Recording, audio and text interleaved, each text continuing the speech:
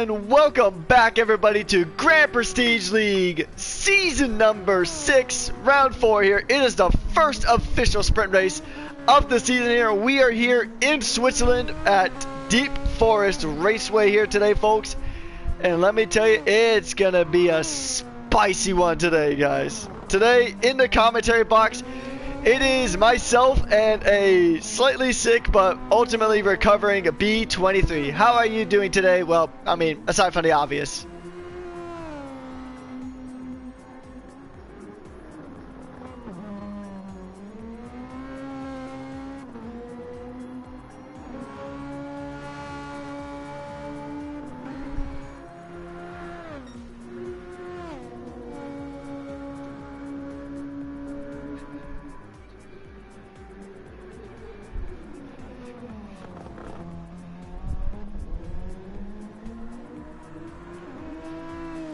Indeed, it's the way that kind of like Formula 2 does it as well, so it's going to be really interesting to see. I mean, you can make a lot of positions here. I mean, we saw how quick these cars can be around this track. It is a fun track. In our last chance qualifier we had for WEC and SWT, we actually ran this track. It was a double sprint or sprint doubleheader. For this track and then Interlagos, which is our other sprint weekend towards the latter half of the season. So just to go ahead and give you guys some history and some statistics about the track. It is 18 corners here in the Deep Forest Raceway, 3.6 kilometers around, 2.2 miles. Or sorry, that is the old configuration from GT1 to GT6. The version in Gran Turismo 7 did get an update. So it is 4.25 kilometers or 2.6 miles around. And it's got 18 corners here. It is a mid-speed track. And we have a sprint race today, like we mentioned before. 10 laps will go ahead and be our sprint race, with the medium and medium and soft tire compounds being the available tires of choice. And then we go to a 48 lap feature race here with every tire type enabled. So you have the softs, you have the mediums, you have the hards, and then obviously you have the intermediates and wets. There's no forecast for rain here today, so you'll likely not see those last two. But I know you've driven around this track before, B23. You've competed here on this track. What's it like racing here around Deep Forest Raceway?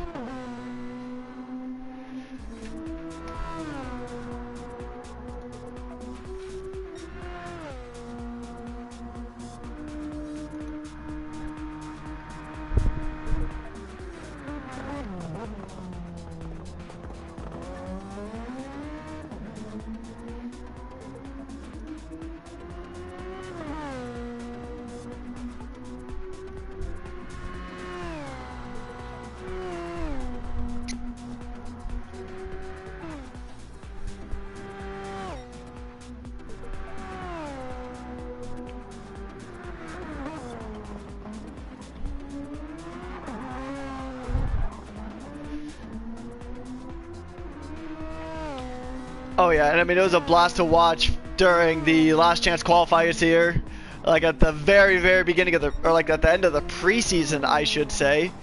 But it's gonna be a really fun track. I never actually seen any drifting lobbies with this track, and especially with that second sector, I feel like it's a real missed opportunity. So I mean, it's got a lot of because you have two really good high-speed sections there, coming out of turn 18, and we see Alex kind of drift into a wall there just a bit. But yeah, so I mean, we've seen that this track has a good amount of variety to it. So it should be a really fun day here today. But another thing to note is that for you guys this week, we have something new for the stream. We will be trialing it today. And apparently I don't think you're heard on stream there, B23.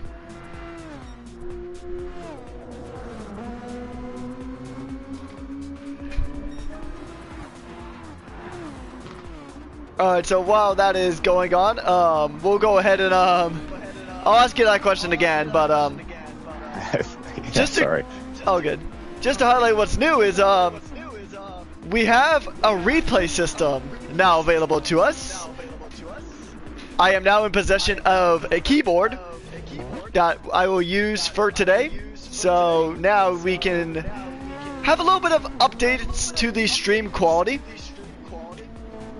And yeah, so now time to re-ask the question for the chat. How is it like driving around this track here and racing competitively in these very quick Super Formula cars? Yeah, so I should know by now to have my voice settings shared properly, so I noobed it up there, my bad everyone. But basically, I've raced here for a couple of seasons straight now, and we saw a little bit of action here during preseason, and it is absolute chaos. It's one of the best races to watch as a viewer, and that's because you see all these corners, just non-stop corners, and they're coming really close to the walls and the exits as well. And as I was mentioning, it's also one of my favorite drift tracks ever, and so that kind of gives you a good idea of the style of corners that we're going to have here. And it's good for battling as well. Once one car gets overtaken, they don't necessarily just pull away. You can keep fighting for corner after corner, lap after lap. So I'm expecting to see non-stop action here and a bit of chaos as well. Indeed. I mean, some of these corners are really, really tight around this circuit, especially there. I mean, you have a really tight hairpin before beginning the final sector of the track at turn number 14.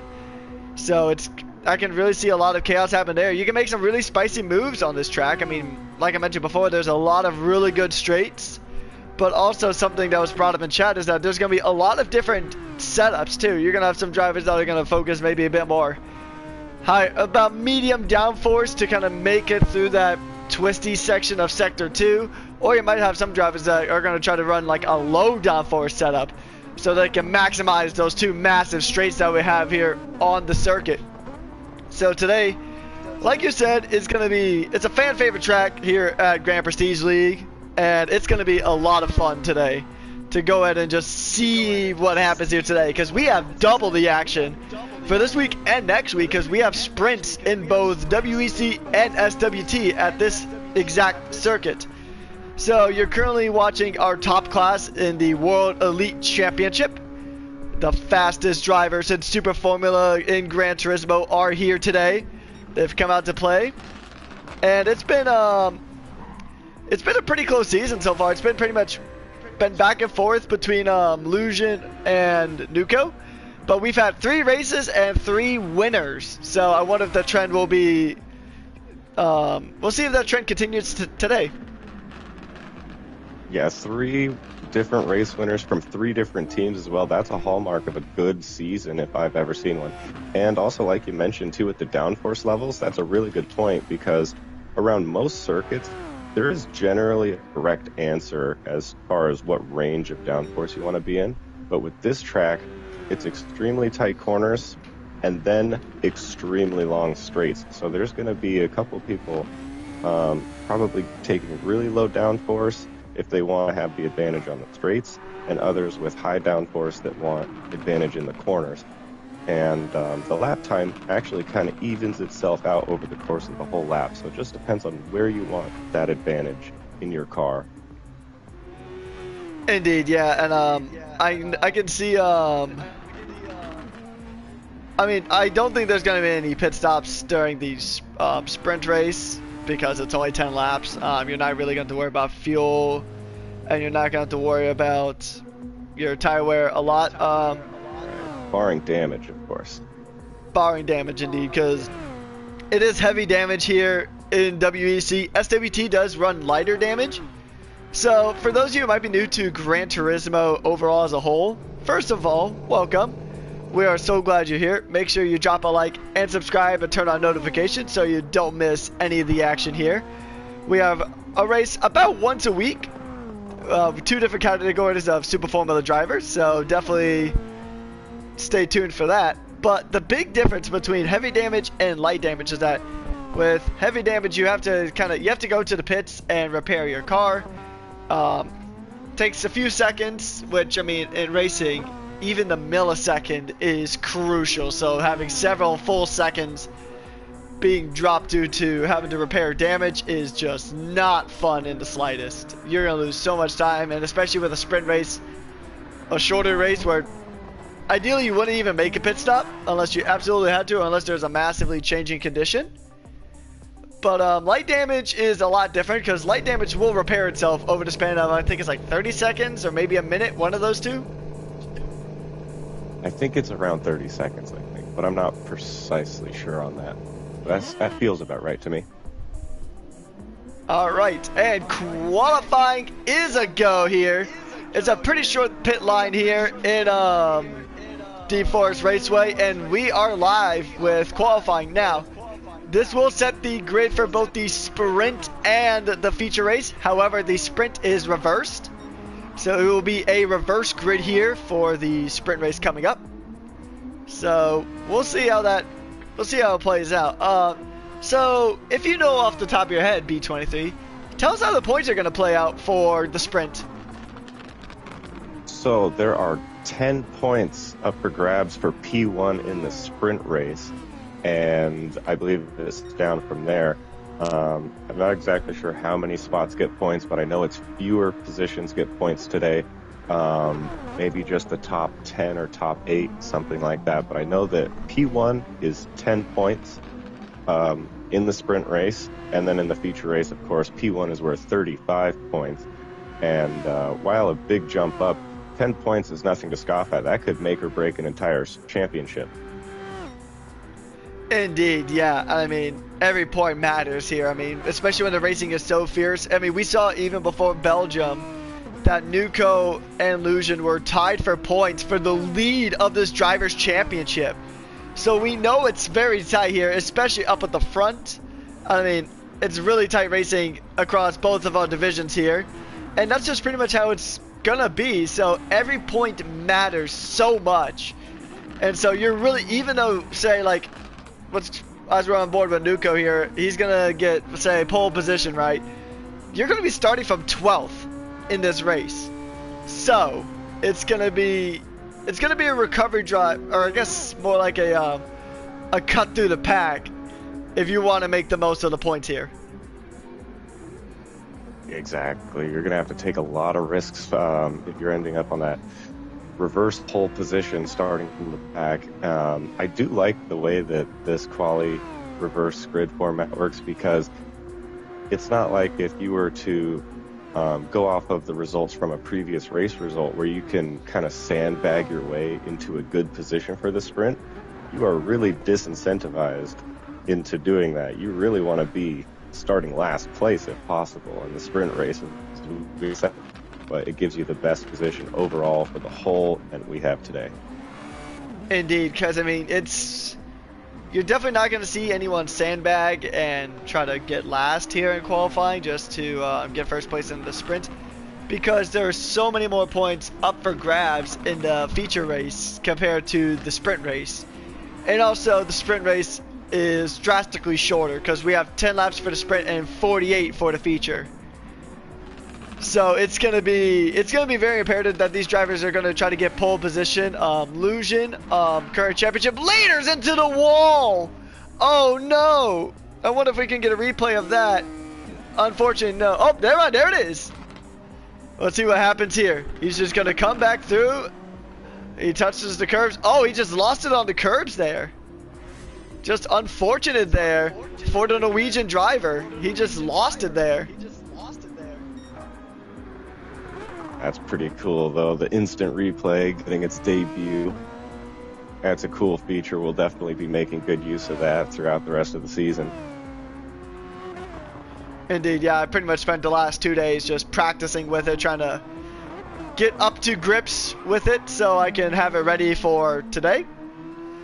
It is brand new. It'll be around as long as I'm streaming. It'll be around for the entire season.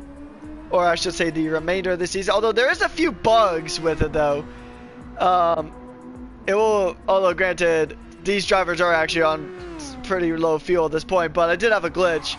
I was spectating a open lobby earlier, a few days ago, and a driver had a full tank of gas, and it was still still telling the driver that he needed to refuel, at least on the spectator standings. So it's got a few bugs in it. Also, there's a bug that I found out with the spectator view where if you don't like manually exit the replay, it just kind of sticks. Hopefully it doesn't come to that at any point, but if it does pop up for a few seconds, it is an easy fix. So yeah, new features for the stream. Right now, Nuco, championship rival to Illusion, is currently sitting in P1 with a 109.231, and we are about halfway done with this quali session. Now, it's going to be real imperative that these drivers get these laps in and get it done and dusted. But I mean, ideally, you could also probably grab a tow from your teammate here because there's two massive straights on this track. Yeah, tow would be really strong here if you could get it coordinated. It is probably kind of a difficult track to coordinate one in general, although I will say the qualifying margins between like 5th, 6th, 7th, 8th, all the way down there is like less than a tenth. There's hundredths between 4 of these drivers right now, and so that's extremely tight. Indeed, yeah, it's really tight margins here, and that's why we love being here every single week. It's just because we know that even in qualifying, these things are going to get really, really tight, and we know that the racing is going to be super tight, especially as the season goes on. It's going to get closer to the end. There's going to be fewer and fewer points up for grabs, and it's looking very likely that this championship battle is going to go all the way down to the final round between Illusion and Nuco. But maybe we'll see some other drivers kind of take the spotlight. Our race winner from last time out is actually not here, I don't think. Yeah, our race winner from last time out, Comer, is unfortunately not here, but actually Dakadono is actually running the BMW machine for the first time of the season. I believe he is reserving up from SWT. Let me go ahead and confirm that. I think that's true, but I'm just gonna... Yes, he is reserving up today. So yeah, Comer decided to show up for a glory run at Spa and then dip out. Yeah, that's it's unfortunate when drivers do that, but it does mean that we currently have 3 drivers who have won in 3 different rounds. I'll be really curious to see if that trend continues on, if we'll have 4 for 4. Now, I know this Foxhound group, I feel like they've kind of flown under the radar, but they've been a pretty solid team here in GPL in their debut season. They're currently only P5, but they're really close to BMW. They're only a point away. And I mean, we've seen some really good results here from Whiplash and Jedi. Yeah, I would say flying under the radar is a good description because they're an extremely strong team.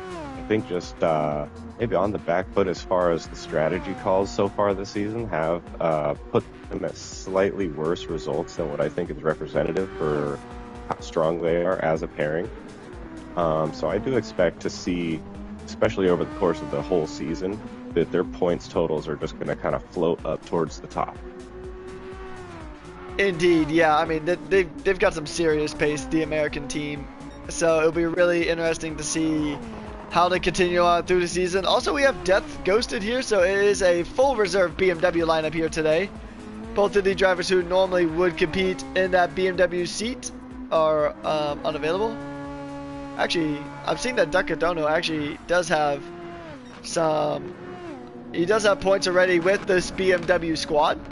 So I know Comer and Arturo, the other 2 drivers who have driven under that BMW flag, are not here. So I believe it's actually a all like reserve BMW lineup, unless I might be wrong there, but we'll see.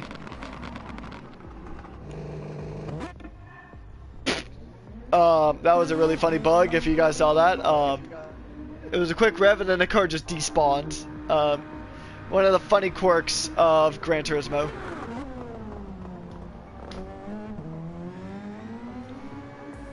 That is a classic. Yeah, I'm going to check. Okay, so only 45 seconds left until the clock hits 0 in this practice session.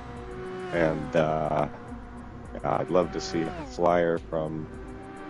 Let's see who we got here. Oh, we got a new purple lap set by Nuco by 2/10. Oh, but he goes off a little bit into the grass there. That's unfortunate. So, I mean, even with that purple sector, it might not even mean anything. and he won't have enough time to go around for another lap.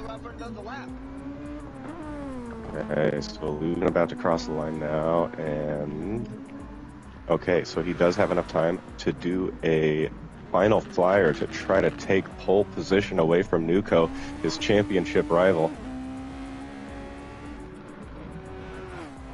As he comes through the extremely technical, twisty section, it is way higher speed than it has any right being. As he's very careful on the and it gets very close to the track limit line there.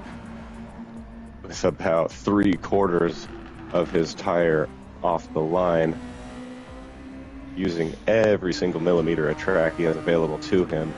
And now he's just dumping all the overtake here as we are on the straight, and then an extremely tight hairpin, and then another straight to finish out this lap. Oh, and P3 just behind him. I'm noticing the margin to Alex is extremely close too, so he will want this pole position. It does look like a really solid lap. Let's see if it is good enough to take pole back away from Nuko. Ooh. Oh, and it isn't. He didn't even improve on his own time, but yeah, Alex, he's done, so I think we're pretty much done here for qualifying. I don't think anyone else is on a lap here.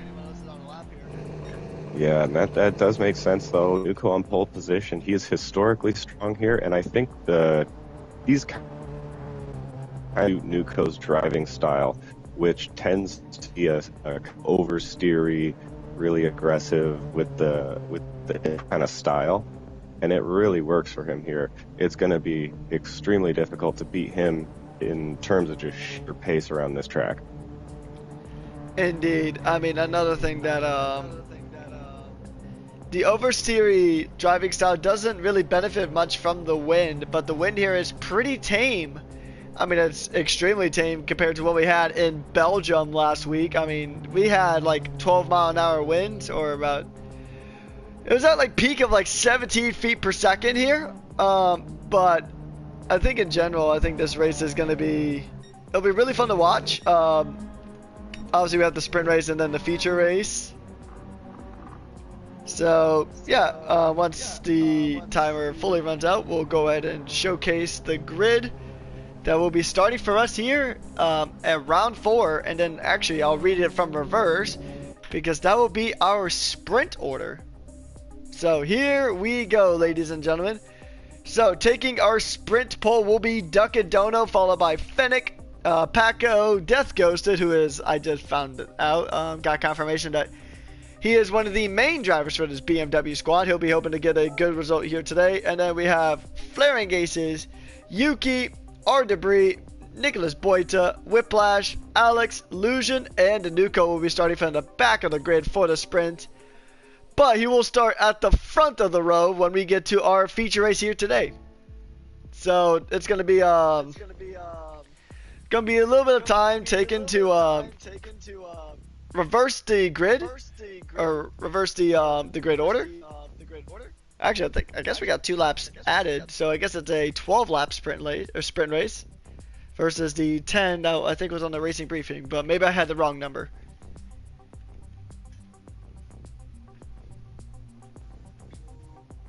Yeah, so it's going to be really interesting for the people that are starting kind of in the middle of the pack, because they're going to be in the middle for both race starts. And so that can either kind of, be difficult because it's no man's land and you're kind of just stuck in this train of cars. You don't want to over push and ruin yourself or anyone else's race, incur penalties. It's really easy to get penalties here. But at the same time, it could afford you a really good opportunity in both races to not have to make up too much closer to the top. Indeed, yeah. I mean, and I did find out I actually did the briefing wrong. It is 12 laps here, so a quarter of the full race distance that we have for today. It's going to be a lot of fun. So it'll be, like you said, yeah, I mean, dirty air is going to be a big thing for sure. This wind has been pretty nice. It's been pretty easy going compared to last week in Belgium. It was atrocious in Belgium. I mean, especially during that bus stop chicane. The wind was blowing right into the back tires, giving you a massive snap, massive tailwind. And yeah, I don't think we'll have that here today, but we'll see how today's race goes. Yeah, it's a good thing that the wind is a lot lighter here because it is effective, I'll say, especially in Sector 1, where you need all the downforce you can get. And you get a tail through there, which it looks like they're going to have as it's facing towards the east. That is going to reduce your grip and downforce through that extremely critical sector, where despite there being 3 really close corners in a row, you basically flat out go straight through all 3 of them.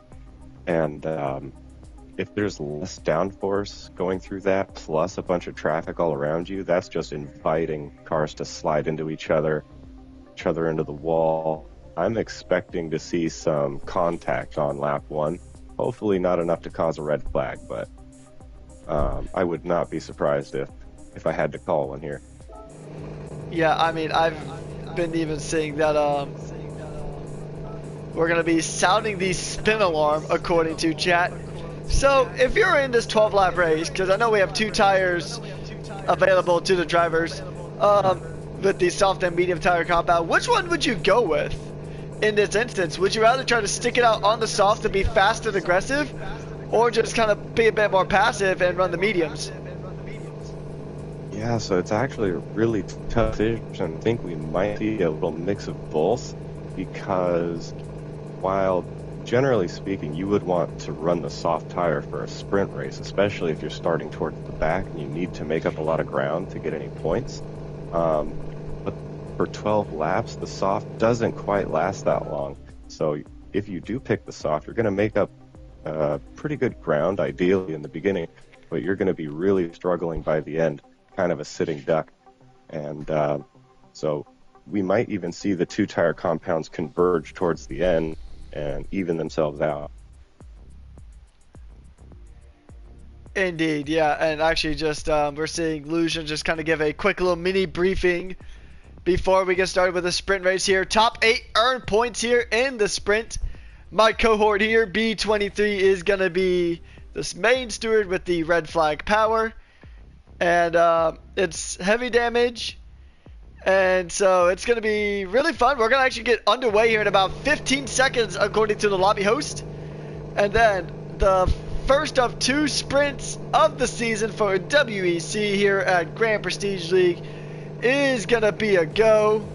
And we'll just have to see how everything plays out. We'll go and check the tires too on these drivers as we can see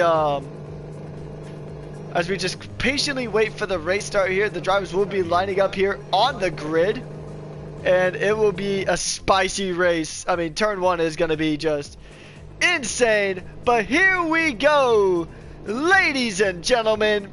It's about to kick off the first sprint race of the season. We're just going to wait for those 5 red lights to go on. Any moment now. We're coming up. 3, 2, 1.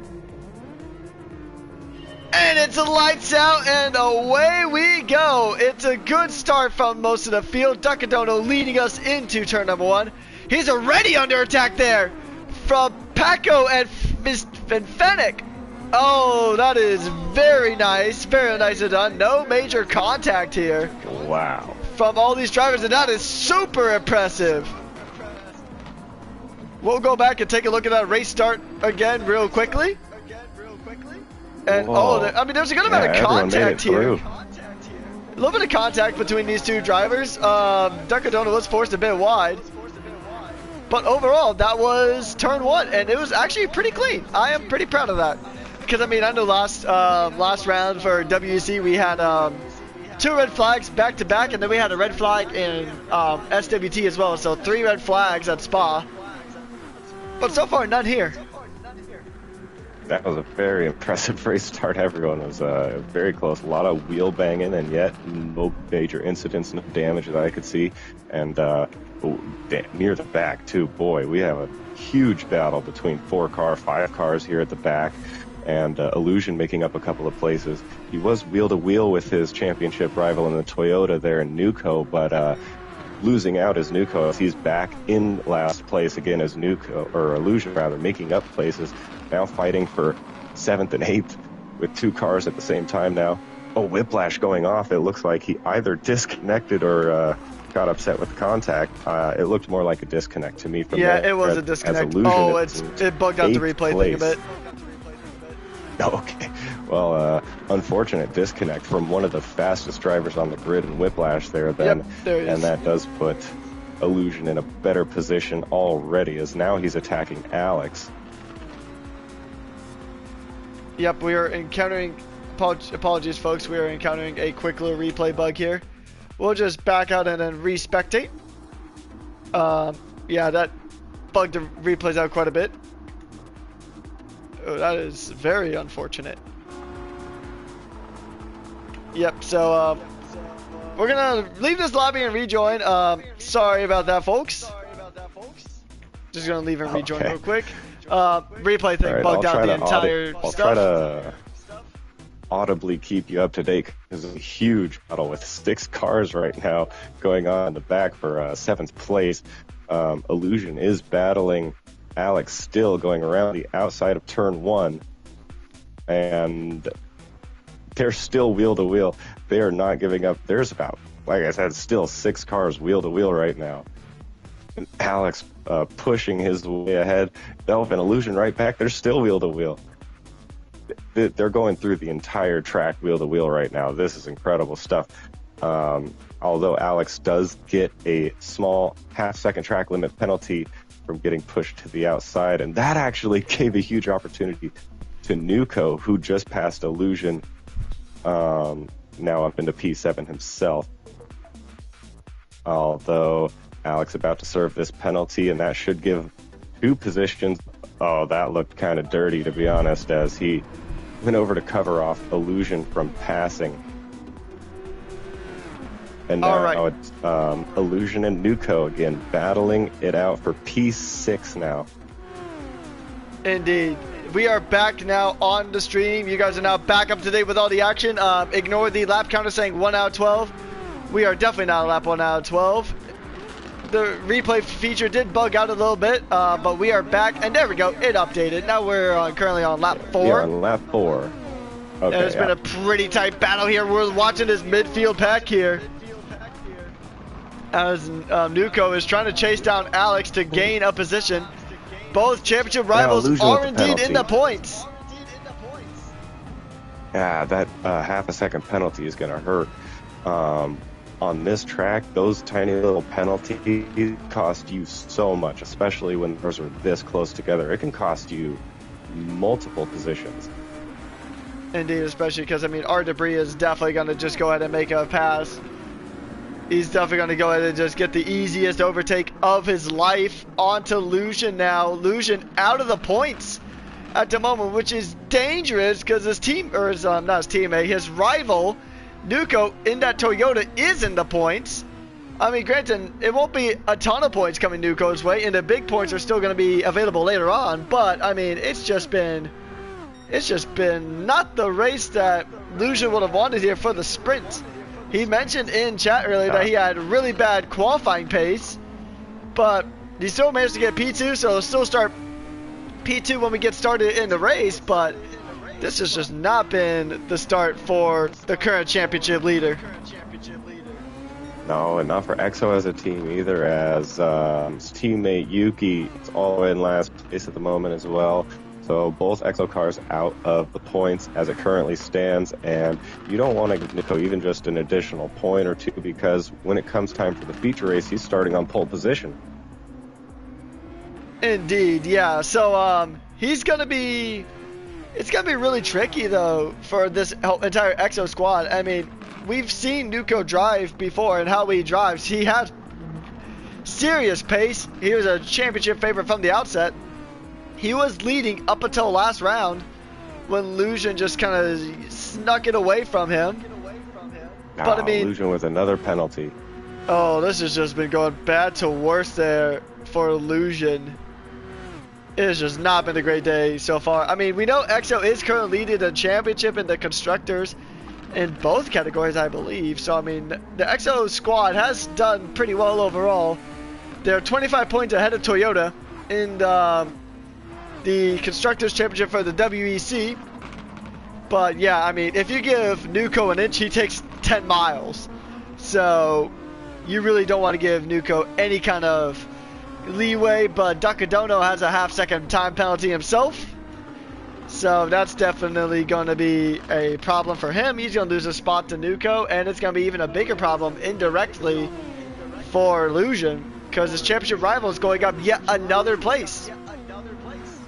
Yeah, and not only is this historically a strong track, but it's historically a track where over the past few seasons, Illusion has struggled at either crashing out early on in races where he was in a good position or just not quite having the level of pace that he is known for. Still really good pace overall, probably, you know, among the best in the field, probably top 2, top 3, of course, but, you know, for his lofty standards, this is a track that he struggles at pretty tremendously over the last few seasons. And someone who's not struggling right now is Gomez, still holding P1 after the first lap, and he's doing a great job and maintaining that about 3-second gap there in that high caliber car.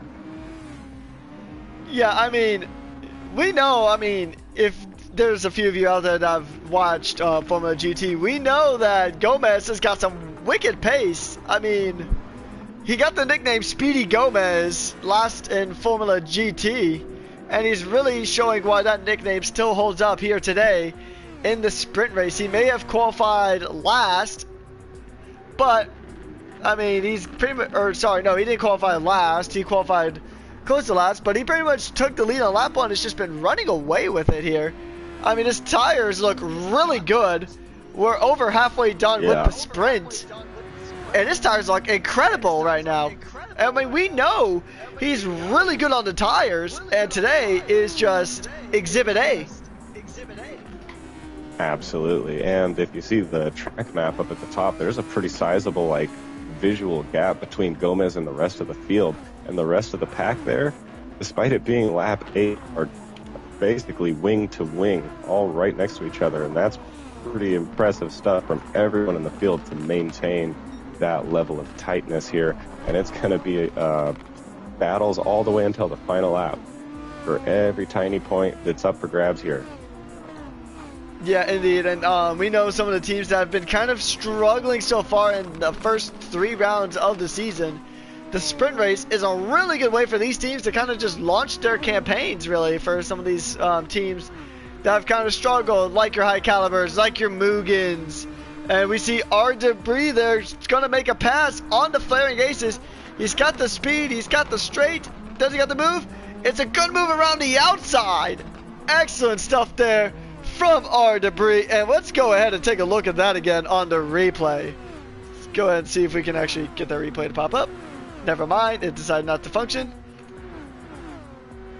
Okay, yep, replays are unfortunately still not playing nice, which is a tad unfortunate, but anyways, we still got a really good race going on here. That's classic Gran Turismo for you. Implement a really nice, cool feature and then just not have it work.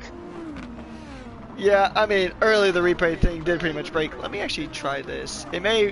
You'll probably see like a bit of a black bar across the top left of your screen. Do apologize for that. But just want to test something out here. Okay, no, it might just come back next session. I was trying to see if unplugging and replugging in the keyboard would actually fix it. But unfortunately, no, but we still have a lot of really good racing here today that we won't need a replay for. Hopefully we'll have it back in time for the feature race coming up here shortly after this race. Fennec has a half-second time penalty. That's going to allow Hours to kind of shoot him into second. And Nuko was looking like he was about to try to make a move. And yeah, actually, he did get the move done. Boita, too. Illusion with the overtake on the main straight here, right in the slipstream, and he's pulling out to the side. Going into turn 1, he's going to have inside and the lead. Yeah. See if he can make it stick around the inside. And he Bit does. of a switchback attempt, but he does make it stick. excellent car placement there on the exit to hold off the switchback of Boita, who had a really good instinct and a pretty good exit as well. Illusion just getting the job done as he's now closing in on Flaring Aces pretty quickly.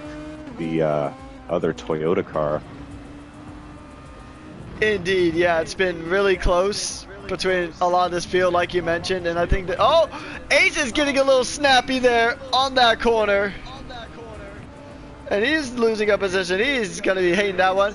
He's going to maybe try for a retake. We'll see if it happens here. The sparks are flying as the bottom of the car scrapes. Is he gonna try to hang it around the outside? No, he just doesn't have the pace. Boita is gonna get really close there to Illusion. Or sorry, to Aces, as Boita is thinking about maybe shaking up for a move on the British driver. Oh yeah. We'll see. Oh, he sent it around the outside. Excellent stuff there for Boita. That's another Flaring position has gain. The slipstream. Help Flaring defend this position a little bit. Will it be enough? Not really, as Boita just has so much more grip around the outside there. Indeed, and, yeah. Turn 1 is a great turn for battling because you can go inside or outside and have just as much of an advantage either way. Indeed, we are on the penultimate lap now of this race. And Alex has been making a lot of good moves here. Fenix still has the fastest lap time of the sprint with a 1:10.1. Pretty good lap time there from the Dutch driver in the Foxhound Racing machine. But it's going to be a drag race now. Actually, Nuco has done exactly what he needs to do from the sprint. He started in last, and he's clawed his way up into the podium. He might try to make a move here onto Alex. Yeah, he's for P2. He's got a slipstream and a little bit of overtake. It's enough to make a move here if he can muster it. And he is pulling out to the outside line now. Oh, and they're switching sides here. Oh, yeah. Nuco had a massive speed advantage there. Indeed. And Alex is out of overtake, so he doesn't really have anything to really fight with.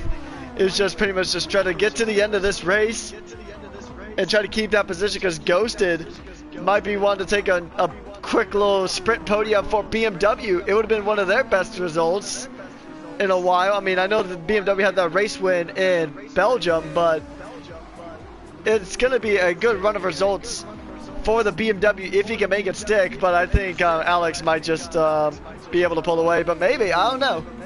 But Gomez definitely has got this in the bag. He just has to ace turn 14, and it's pretty much home sailing for the Mexican driver.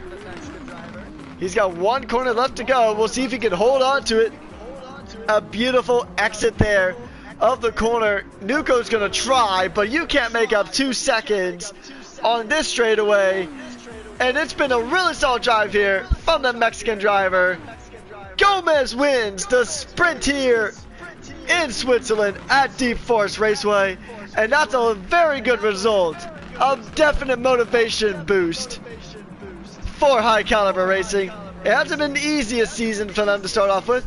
28 points, they're still a good ways away from Foxhound, but that result is going to be a massive motivation booster for the High Caliber McLaren squad. Absolutely, and they needed it because they've been having really bad luck despite having a really solid lineup. And yeah, congratulations to Paco. He was in a field of his own the whole race. And good recovery from Illusion getting into the points there in P6. But overall, I think the driver of this sprint race would have to be Nuco, going from last place all the way up to second place and beginning to close the gap to the leader. Indeed, yeah. I mean, it was a really good drive there from Nuco. He got from last to second. It was a really strong drive there from the Frenchman. It's definitely points he needs.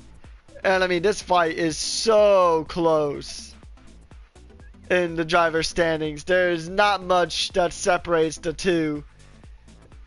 I'll get an official number here very, very shortly. But yeah, it's only 5 points that separates Illusion and Nuco. And we're going to pull up the results here once again. So these drivers here are your point scoring drivers here. You have Paco, A.K. Gomez. You have Nuco, Alex, Ghosted, R. Debris, Illusion, who did make it into the points. He got a P6 finish here in the sprint, followed by Nicholas Boita, and Flaring Aces. That is your point scores here, and the drivers who did not score points are Fennec, Dukadono, Yuki, and then we had a driver disconnect earlier on. That was Whiplash. Hopefully we'll be able to get it back in for the sprint. Or for the feature race, I mean. Yeah, normally you disconnect, that's your whole weekend over, but he does have a chance to get back in here if he's aware of that, and if he so chooses to do so, has time, and etc., etc., does have an opportunity to make it back in. So, unlucky as it is to disconnect, pretty lucky to do so in a sprint race where you can get back in here for the full thing. Indeed, and also during this break, you could have you could watch the stream, you know, check out how everyone else is doing, and then also go and make adjustments to your setup as well. So I mean, it's I mean, even for the drivers that are still currently here, you can make adjustments to your setup, and we'll see if these setups, because it's a double-edged sword here. Your setup can really improve how improve your driving and just improve your pace, or it could have the opposite effect.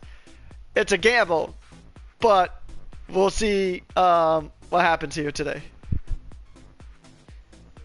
Yeah, absolutely, and they're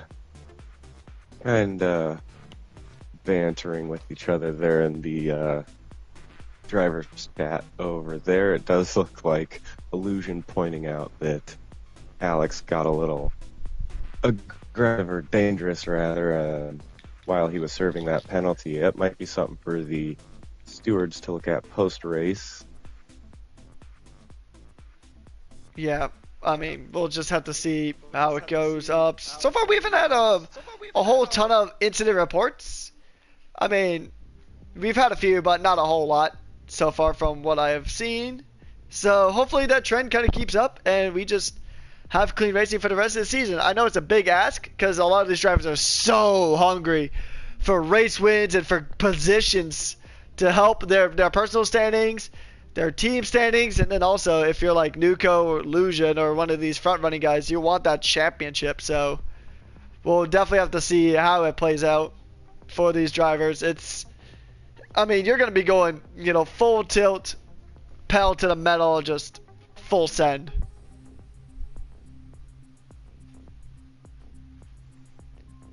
Absolutely, and at this stage in the season too, everything is to play for. There's still a lot of season left in front of you, but there's enough points accumulated as well to kind of have a good picture of the championship and be able to like forecast projections of how the rest of the season's going to go, and that stuff can be really helpful in terms of knowing what you have to do in order to finish where you need to. So from now on, we need P5 and better type thing in order to get what we need. Indeed. But yeah, so what are your predictions, B23, for how this race is going to go? So I do think that we're going to have a Nuko victory is my prediction. I think Illusion, it's hard to say. I either see like a big mistake happening and then a recovery drive back to the podium, or maybe he just holds steady there in P2 for the whole race. It's kind of hard to say. But I would say if I had to predict a podium, Nuko, Illusion, and let's say Boita. I'll go with Boita.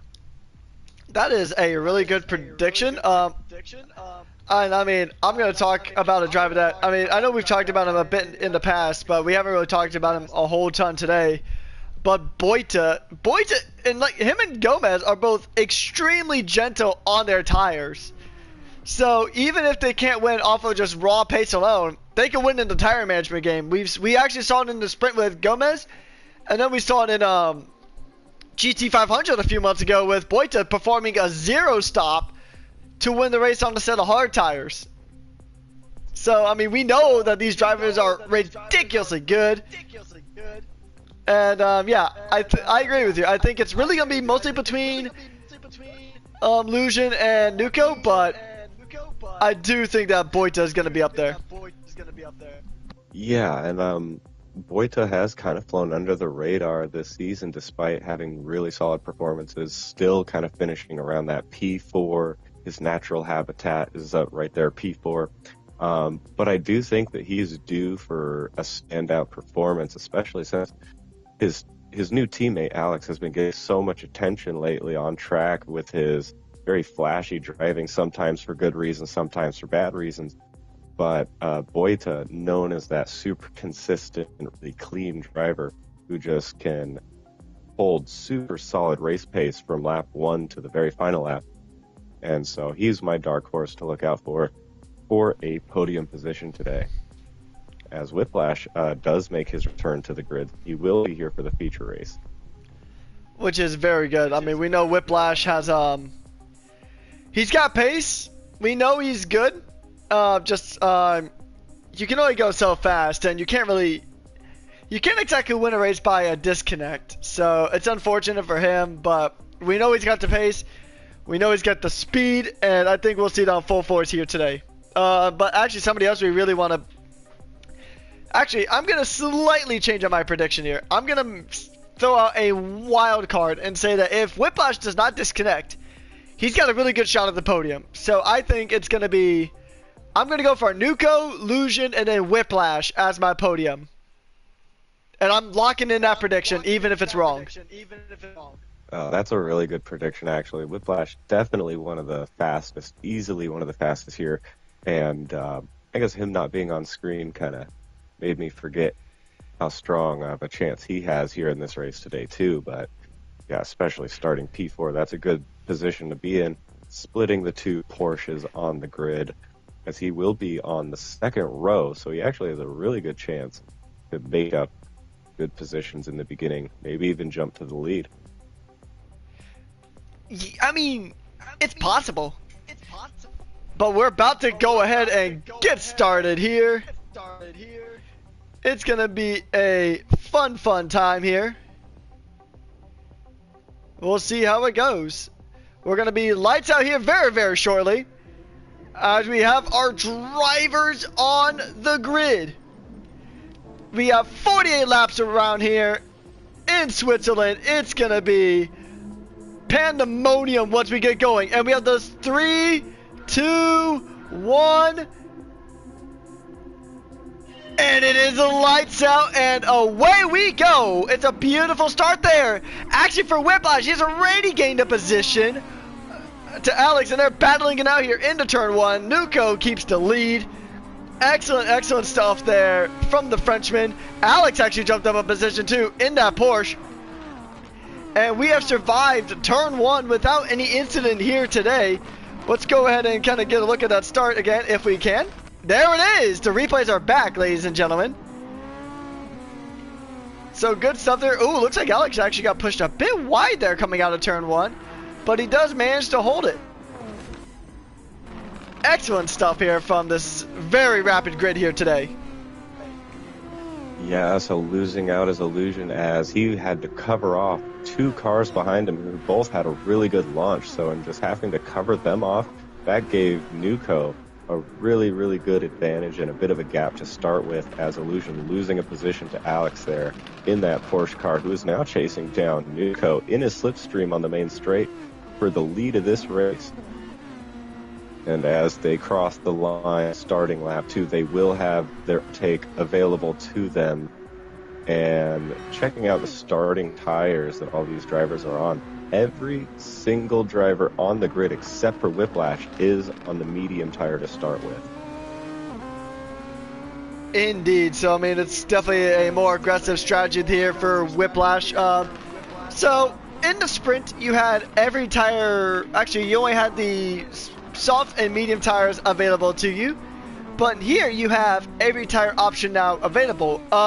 So, I know what you might be thinking. Why are we not seeing anyone run a hard tire compound? Well, as my cohort here, B23, could say, or co-host, I should say. I think they both mean about the same thing, but anyways, as my co-host here said, or could probably talk about, the hard tires are not really that great on these Super Formula cars, especially because Yes, they have the most tire life, but they just lose out in every other aspect compared to the other two tires.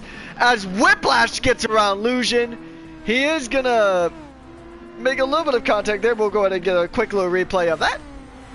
As you talk about the hard tires, and yep, that was a beautiful send down the inside for Whiplash, and it's a position up. Yeah, you summed it up pretty good on the tire compounds, though, because while this race has all compounds available and the sprint only had the soft and medium, it's really just a formality because we're only going to see the soft and medium today in the feature race as well, because the hard is just too slow. It is not a viable tire, as the understeer is too severe. You lose too much lap time, and despite it being able to go long and you perhaps even being able to save yourself a pit stop, just the sheer amount of time you lose actually adds up to more than the amount of time that you would lose from taking an additional pit stop. So generally people would rather take an additional pit stop in that case, be faster, more stable, have a better time with the car, and just overall faster time and better performance in the car. So there's really no actual benefit of using the hard tire in almost any circumstance in these league racing here. Indeed, as we see Fennec actually making a really solid overtake there onto Ducatono in the back there. That's the position change for P11. We know that actually Death Ghosted is there's another Dutch driver, Death Ghosted, the driver we're currently on board with.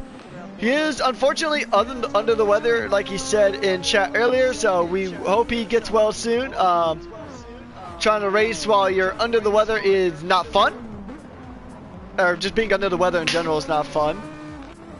So hopefully he does get better, but I mean, oh, it's a big snap there from the BMW. It is, I mean, it's so tricky throughout that sector of the track, especially with that wind coming in. Indeed, and I'm sure Ghosted would line up an excuse one way or another, regardless of his performance on track, as we have a lot of penalties being served here as well. The Mugen of our debris, and I believe Gomez. Yeah, Gomez losing positions there to Yuki. So not a great start for our sprint race winner now in P9. Yeah, I mean, it is unfortunate. We're going to do a quick another replay for no reason in particular, but there is a bug with this replay. Oh, actually, we did see a little bit of a snap there from Fennec there in the replay. But it's a weird bug that it's not perfect. The replay feature is really awesome. I'm glad that we are able to use it now. But it does have a few bugs with it, unfortunately. But hey, still a really cool feature. And Alex is actually in the lead of this race. So he might actually make it 4 for 4 in terms of races to winners. That would be quite a story here, and if it's to be believed what I'm seeing here in chat, it is like Whiteout's claiming that his levels are like 1450, 1600, which for those of you in the know about the wing levels here in Gran Turismo, that is quite an odd aero balance between the two wings, as that is a minimum rear wing and kind of a high front wing. So that rear of the Porsche being driven by is going to be extremely loose, and it also points that could come back to bite him, especially as those tires get worn. The rear is going to want to step out as soon as he puts the car under lateral load in these corners.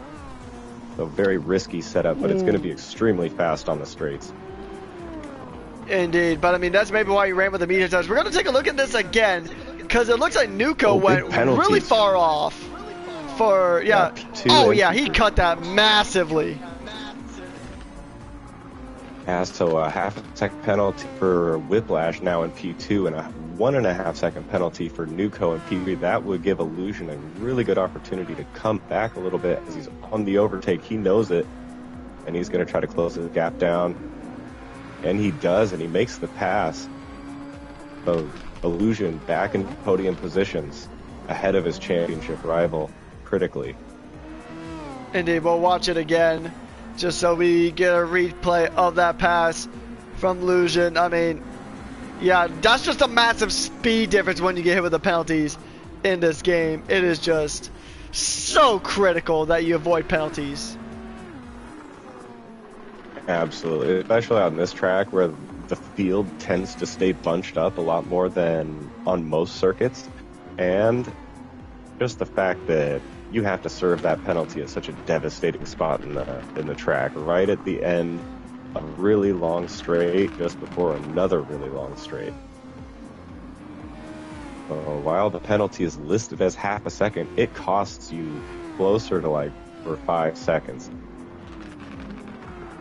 Yeah, I mean, it slows your car down for about, or it takes you off the throttle for half a second, but it's just so much worse than it sounds. I mean, like you said, you just lose so much time on that penalty. It's just very, very unfortunate. But anyways, so over to you, B23. What lap are you expecting pit stops to happen?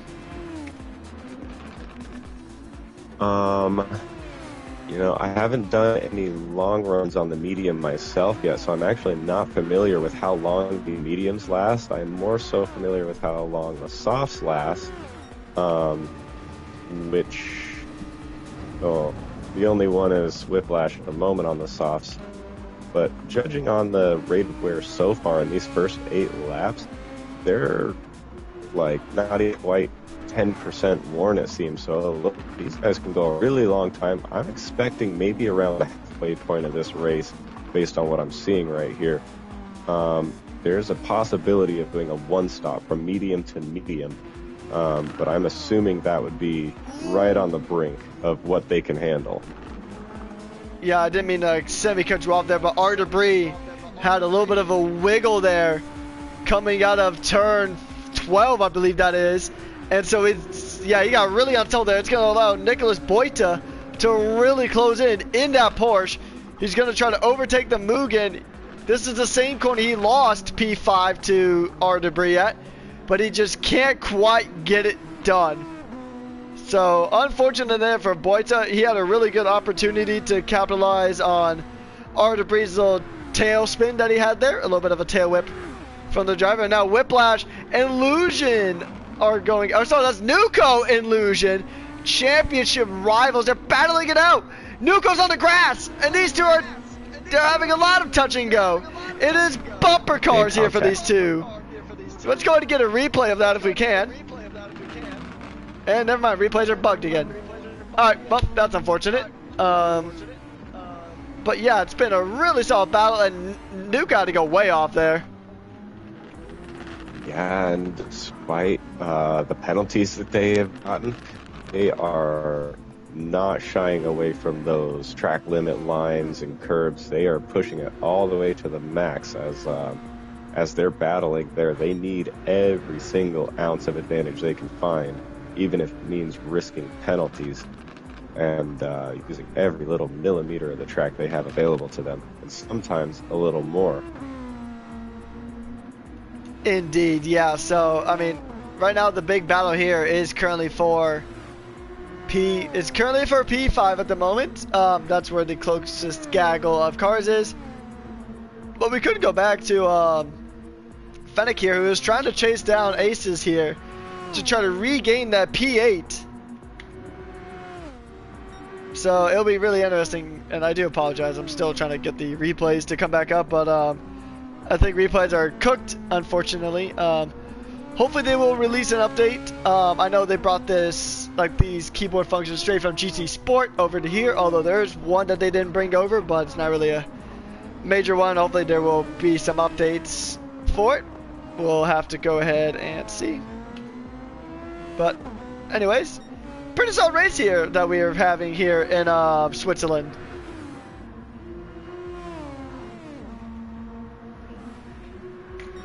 As I go over to re-chat a bit.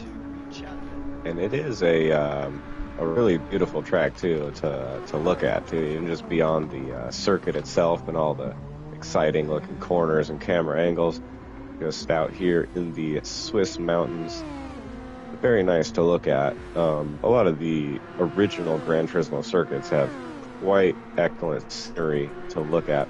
I also like the bridge with the spectators walking across it just over the start-finish line. Very cool track. Yeah, I mean, this one is a lot of fun to drive on. I mean, you can drive it in almost any type of car, and it's actually a really good blast. I wouldn't mind seeing, I know there's a few endurance leagues out there, but I would like to see an endurance race, like maybe a 2.5 hour race or something around this track, because I think it could be really, really fun. Because it's kind of like, I don't know, it's kind of like Monza almost, except a bit more technical, or maybe, you know what, it's probably closer to Sebring, minus, having every bump known to man because of the old Air Force base that it uses as a good portion of its track.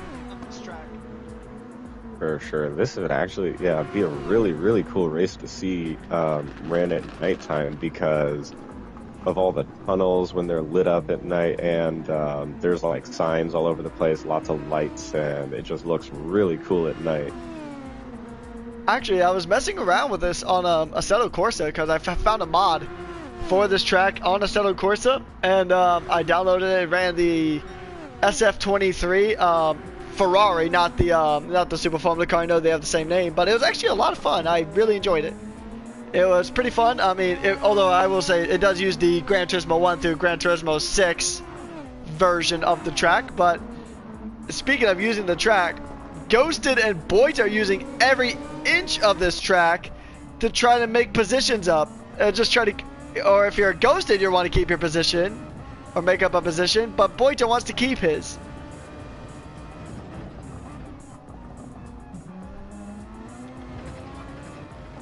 Lots of excellent racing here from these drivers as they go through the aforementioned tunnel section of the track.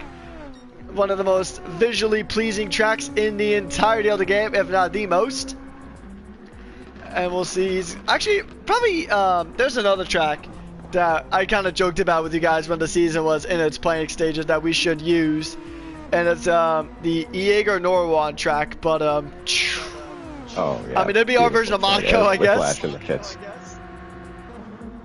Yeah, as Whiplash shedding those soft tires, I'm assuming he'll probably go to the medium.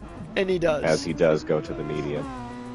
But yeah, that'll hurt him as he goes from second place all the way down to 7th place, and with a decent gap in order to catch back up to 6th place as well. 6th place being Boita, who's battling Ghosted right now. Yeah, I mean, these two have been battling it out for quite a few laps now. It's Porsche v BMW. Battle the German manufacturers here in GPL, the World Elite Championship. And this is a World Elite battle we've been seeing here from these two.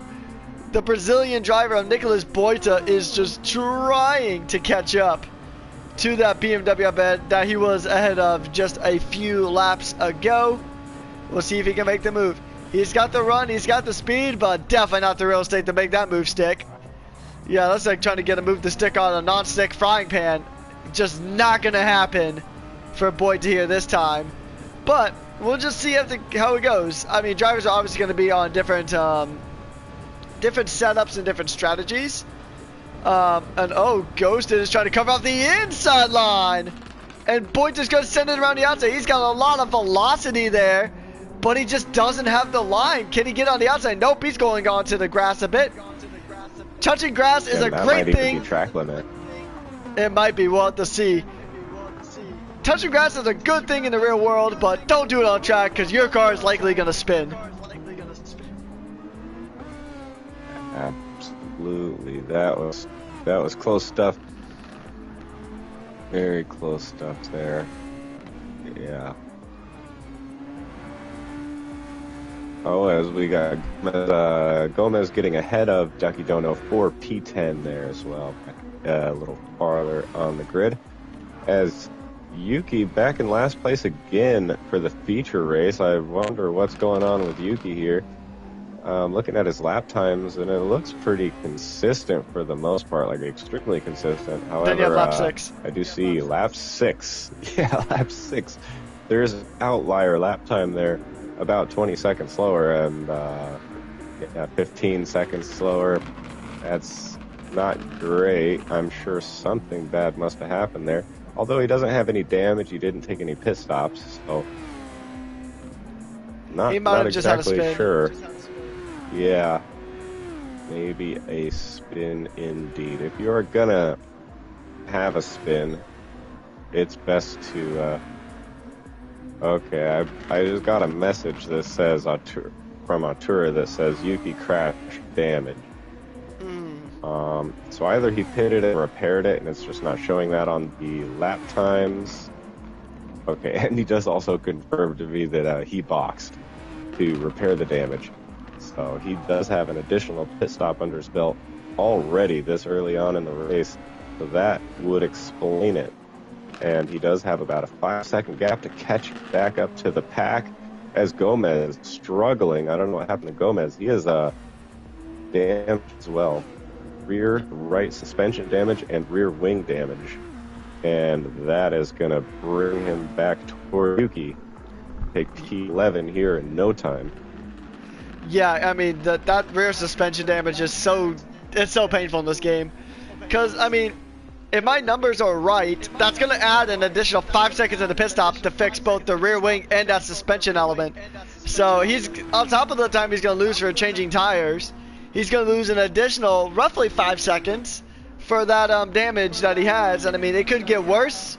And actually, once he pits in, we'll go ahead and actually be on board with him to kind of just see how much time it takes for those repairs to be done. I mean, they're pretty quick when it comes to fixing stuff in this game compared to real life. I mean, replacing a suspension would take a bit more than about 3 seconds, but still not great, not ideal. And now Yuki's all over the back of the high caliber McLaren, and we see him losing a good amount of downforce, and Yuki is going to go ahead and make the move into P11. Unfortunate there for Gomez. Yeah, so about up to 6 seconds, I believe, for the heaviest damage to be repaired in the pits. Depending on how much damage, it could be between like 3 to 6 seconds to repair damage, on top of the 5 seconds or so to change the tires. And that's not including just the time slowing down, going through the pit lane, in general, all that. But what I'm surprised about is that he didn't just jump straight into the pits as soon as he had that damage, because he's bleeding lap time. He choosing to stay out for another lap there probably wasn't the best thing for his overall race time. Indeed, yeah. I did a quick little back out to reset to see if I could maybe fix the replays. We'll see if we get those. Nope, unfortunate. So we'll get a few replays here and there, but it doesn't seem like it's going to be a consistent thing, unfortunately. But, I mean, once again, it's another battle for Boita. He's fighting for his life there in P6. He's got Whiplash behind. Whiplash is on the fresher tire. He's using the overtake. He's got the speed. He's got the slipstream. Is he going to get the move? He's got the inside line. He's got it. Excellent stuff there from Whiplash, the Foxhound Racing driver, up again into P6. But here's the thing, Boita's really going to try to retake that position here. We'll go on board now with the Brazilian. Oh, he's got it. He's got the move. He's burning some overtake, and he's got the move. That's a pretty good retake there from Boita. And Whiplash is going to have to try again later. Yeah, excellent. And it looked like it's a battle between my prediction and your prediction there in P6. So while an excellent battle, perhaps we're not the greatest at predicting such a chaotic track. It's almost impossible to have a super good prediction here, especially as we got Alex in P1. We didn't expect that to happen, and he's actually growing his lead a little bit now. It's up to 5 seconds. Yeah, I mean, I know there was one of the predictions in chat that Alex for the podium, it actually had him in P2. The one I'm specifically remembering is Nuko, Alex, and then Lucian would be our top 3, and it's pretty close to that. But Nuko is just getting penalties left, right, and center, it just seems like. And I realized I accidentally said got it, but that was not a meme, or not intended to be a meme. I know it says a meme more than things on stream, but... And actually, I'm seeing also from Artura that GT3 cars on this track are awesome. I think the only race I really didn't like on this track is it's one of the career mode races where you have to use the VGTs, and that race is kind of beans depending on what car you use. Oh no, yeah, definitely not a fan of VGT cars in general, and I can only imagine around here. I mean, some of them are fun, but those are few and far between. Indeed.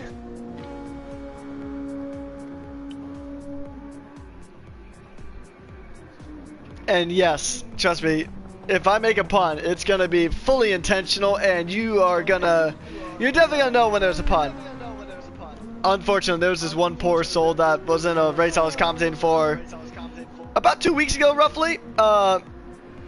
His name was like Big T, I think was like his nickname, so I used that to a criminal level. Didn't say anything extreme ban worthy, but there's a lot of puns, including big opportunities and, you know, typical Ruckus commentary puns. Yeah, no, when you said "gat," I was like, oh, like 100 different things went through my mind at the same time, and luckily none of them came out. So I don't, cause yeah, it's a good one.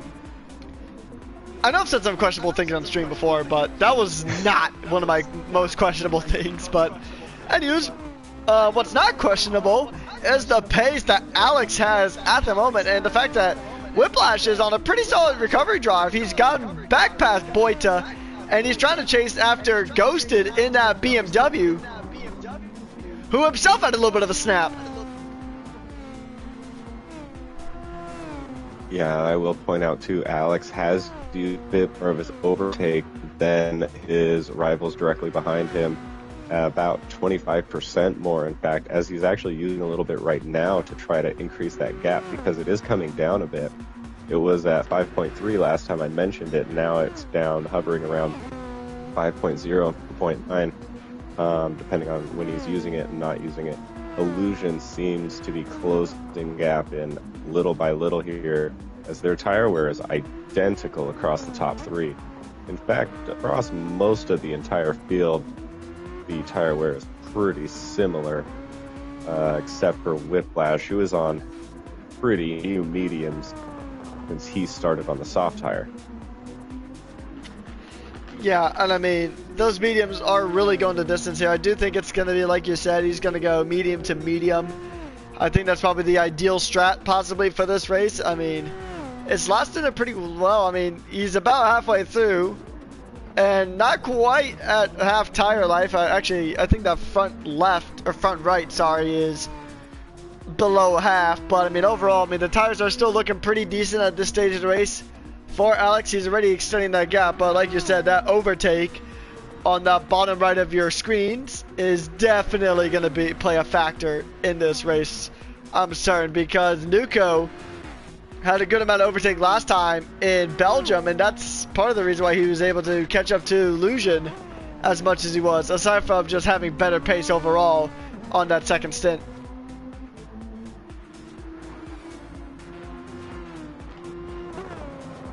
Yeah, Nuko, while 1.5 second gap to Illusion is close, he does seem to be just outside of that dirty air range when they're in Sector 1, which is really the only sector where dirty air plays a major factor.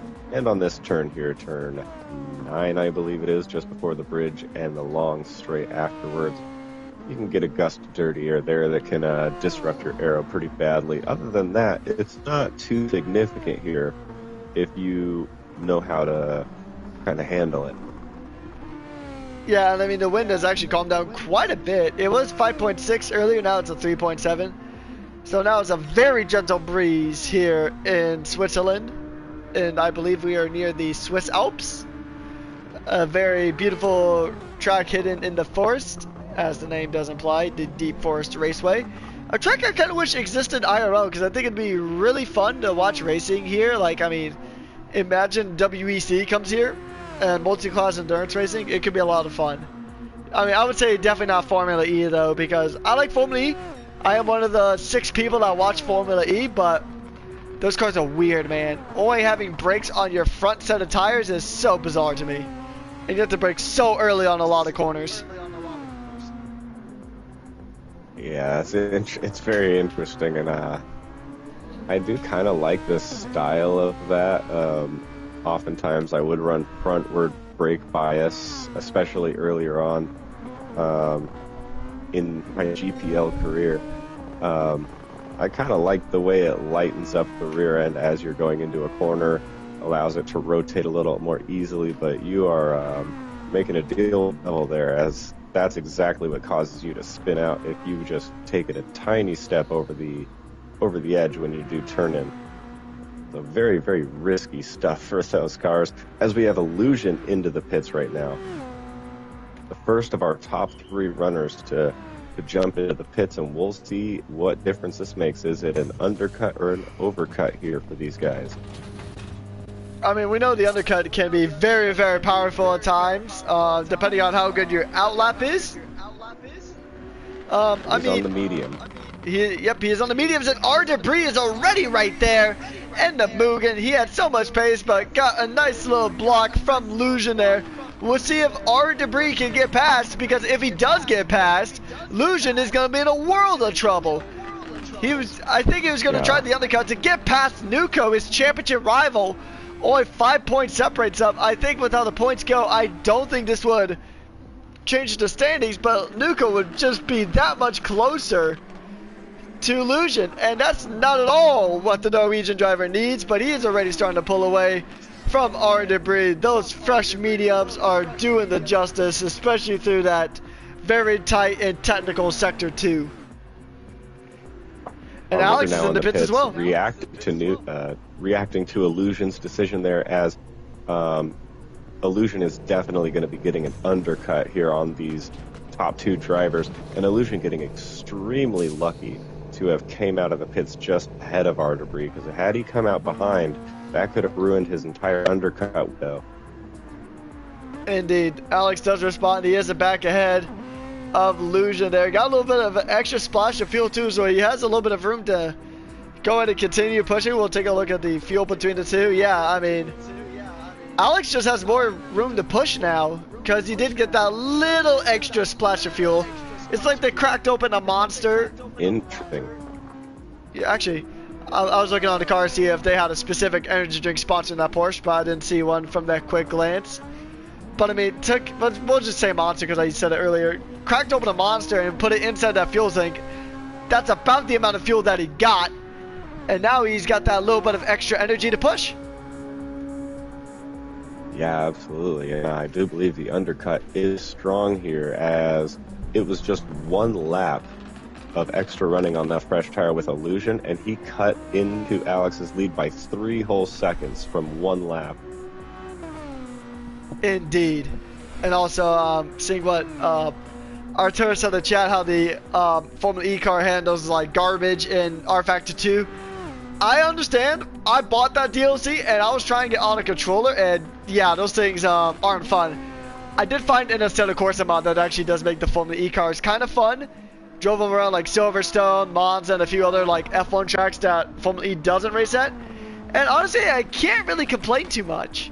But speaking of Formula 1, how about that Australian Grand Prix last night? Or I guess technically earlier today. Oh boy. Yeah, that was absolute chaos, and as a Ferrari fan, pain. For pain.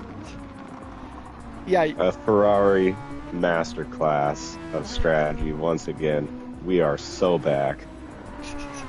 That spicy radio message from Charles Leclerc, and quote, let's add that to the words of wisdom. That was probably the best part of the whole Grand Prix.